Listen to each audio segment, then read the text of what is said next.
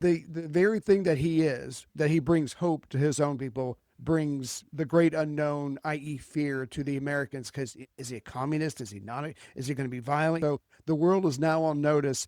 Castro is on the main stage. And this 32 thing has been really heavily in my mind this week. Mm-hmm. Like, I remember being 32, Ray. Right. I'm not going to say I made a lot of mistakes when I was 32, but I was working at Microsoft at 32. I was on my second marriage, Yeah. had a couple of kids, Yeah. but So does he. he's 32. He's just won a revolution, Yeah. fought and won a revolution.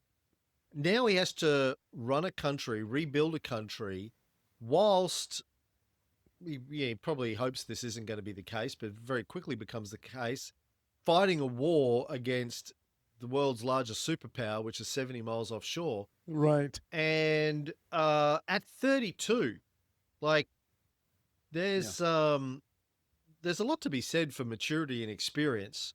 And he and his band were like him, like a lot of young guys. I think he was probably the eldest out of most of the crew he had with him.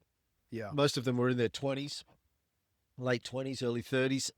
His inner circle, Yeah. Che, Camilo, Cienfuegos, all these guys. So it's January 1959. Obviously, as we said last time, Batista left the country on New Year's Eve. Mm-hmm. By January 1st, it's Fidel's land. And Cuba is absolutely euphoric. Everyone, rich, poor, black, white, everyone's caught up in the excitement, the revolutionary fever.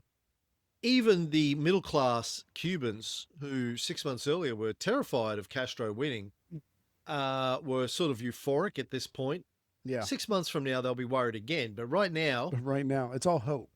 It's all it's all hope. anticipation. Yeah. Yeah. Hopium.